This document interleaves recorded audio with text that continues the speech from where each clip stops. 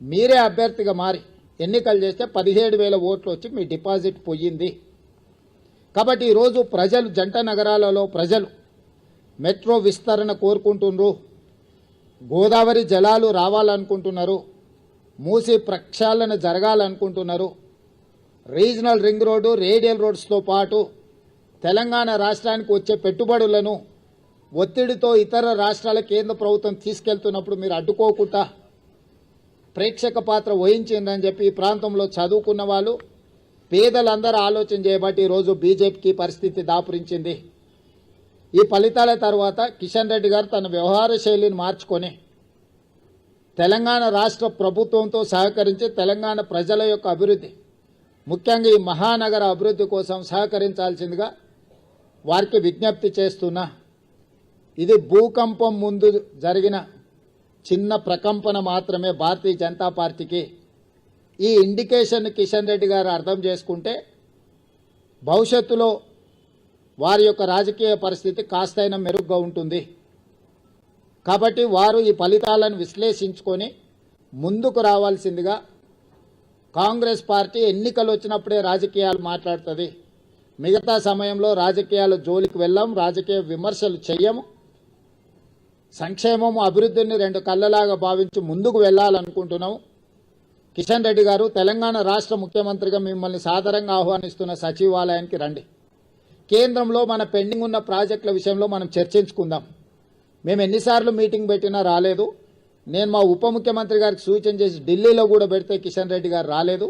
ఇప్పుడు మళ్ళీ డిసెంబర్ 1 నుంచి పార్లమెంట్ సమావేశాలు రాబోతున్నాయి కాబట్టి ఉప ముఖ్యమంత్రి గారికి నేను వేదిక మీద నుంచి సూచన చేస్తున్నా.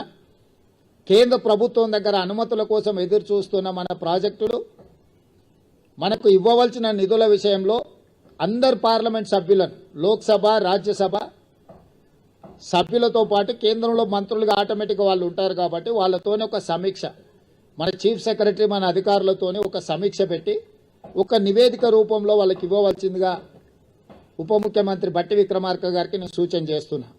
ఎందుకంటే ఆ నివేదిక చేతిలో ఉంటే మన రాజ్యసభ ఎంపీలు, లోక్సభ ఎంపీలు అవకాశం వచ్చినప్పుడు పార్లమెంట్లో మాట్లాడటమే కాకుండా కేంద్ర మంత్రుల దగ్గరికి వెళ్ళి మా ఈ ప్రాజెక్టులు పెండింగ్ ఉన్నాయి అనుమతి ఇవ్వండి అని అడగడానికి, విజ్ఞప్తి చేయడానికి, తెలంగాణ రాష్ట్ర అభివృద్ధికి అవసరమైన ప్రణాళికలు రచించుకోవడానికి అవకాశం ఉంటుంది. కాబట్టి డిసెంబర్ 1 నుంచి పార్లమెంట్ సమావేశాలు రాబోతున్నాయి కాబట్టి ఈలోగానే ముందస్తుగా సమాచారం ఇచ్చి బండి సంజయ్ గారికి, కిషన్ రెడ్డి గారికి, బీజేపీ ఎంపీలకు, బీఆర్ఎస్ రాజ్యసభ ఎంపీలకు, మన ఎంపీలందరికీ కూడా ఒక power point presentation with officers వాళ్ళకు ఒక అవగాహన కల్పించి పూర్తి స్థాయిలో ఆ ప్రయత్నం చేయాల్సిందిగా వారికి నేను సూచన చేస్తున్నా.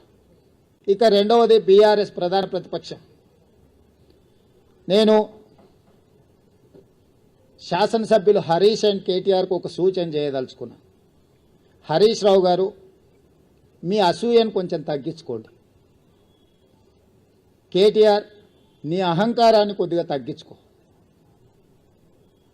మీ వయసు నాకంటే తక్కువే. ఇంకా చాలా రోజులు మనం రాజకీయాలలో కొనసాగాల్సిన అవసరం ఉన్నది. అధికారం అనేది ఎవరికీ శాశ్వతం కాదు. అధికారం అనేది వారసత్వ సంపద కాదు. మన తాతలు ముత్తాతల నుంచి వచ్చిన సంపద అయితే అది మనకే చెందుతుంది. మనకు కూడా ఇంట్లో ఆడపిల్లలు వచ్చి వాటా అడిగితే ఎన్టీ రామారావు గారు తీసుకొచ్చిన ఆడపిల్లలకు కూడా ఆస్తిలో సమాన హక్కు కల్పించిన తర్వాత దాంట్లో ఆడపిల్లలు కూడా వాటా అడుగుతారు. అది కూడా పూర్తిగా మనకు రాదు. 2023 శాసనసభ ఎన్నికల్లో చంద్రశేఖరరావు గారే కాలుకు బల్పం కట్టుకొని తెలంగాణ నలుమూలలు తిరిగినప్పుడు మేమందరం కలిసి సిఎల్పి నాయకుడిగా బట్టి విక్రమార్క గారు, పిసిసి ప్రెసిడెంట్గా నేను, ఉత్తమ్ కుమార్ రెడ్డి గారు, కోమటిరెడ్డి గారు, ఇక్కడ వేదిక మీద ఉన్న పెద్దలందరూ, పొంగులేటి శ్రీనివాసరెడ్డి గారు, ప్రతి ఒక్కరి సహకారం తీసుకొని మేము తెలంగాణ నలుమూలల మేమందరం కలిసి ఒక ప్రయత్నం చేసినాం. ప్రజలు స్పష్టమైన తీర్పిచ్చి 65 సీట్లు మాకు, మా పక్షాలకు, అదేవిధంగా 39 సీట్లు మీకు ఇవ్వడం జరిగింది.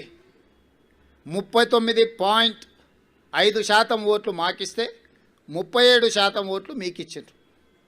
8 సీట్లు బీజేపీకి ఇచ్చారు, 7 సీట్లు ఎంఐఎంకి ఇచ్చారు. ఇదొక ప్రణాళిక. సరిగ్గా 6 నెలలు తిరిగే లోపల పార్లమెంట్ ఎన్నికలు జరిగినాయి. పార్లమెంట్ ఎన్నికల్లో మా 39.5% ఓటు కాస్త 41% పెరిగింది. 8 పార్లమెంట్ సీట్లు మాకు ఇచ్చిండ్రు. 35% ఓట్లతోటి 8 పార్లమెంట్ సీట్లు బీజేపీకి ఇచ్చిండ్రు. 1 సీటు ఎంఐఎంకి ఇచ్చిండ్రు.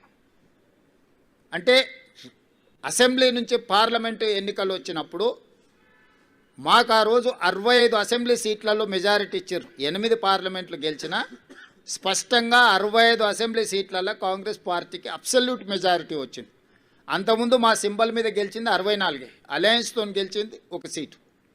కానీ మా సింబల్ మీదనే 119 అసెంబ్లీలలోనే మెజారిటీ లెక్కేస్తే 65 సీట్లలో అబ్సల్యూట్ మెజారిటీ పార్లమెంట్ ఎన్నికల్లో కాంగ్రెస్ పార్టీకి ఇచ్చిండ్రు. రెండవ లిట్మస్ టెస్టు 6 నెలల్లోనే తెలంగాణ రాష్ట్ర స్థాయిలో ఎన్నికలు జరిగి 1.5% ఓట్లు పెరగడమే కాకుండా 1 సీటు కూడా పెరిగింది. ఈరోజు ఈ ఎన్నికల్లో ఈనాడు కాంగ్రెస్ పార్టీకి 51% ఓట్లు పోలైన దాంట్లో 51% ఓట్లు మోర్ దాన్ 50% ప్రజలు కాంగ్రెస్ పక్షాన నిలబడ్డరు. ఈరోజు బీఆర్ఎస్కు 38%, బీజేపీకి 8% ఇచ్చి బీఆర్ఎస్ బీజేపీ కలిసిన అంతకంటే అధిక శాతం ఓట్లు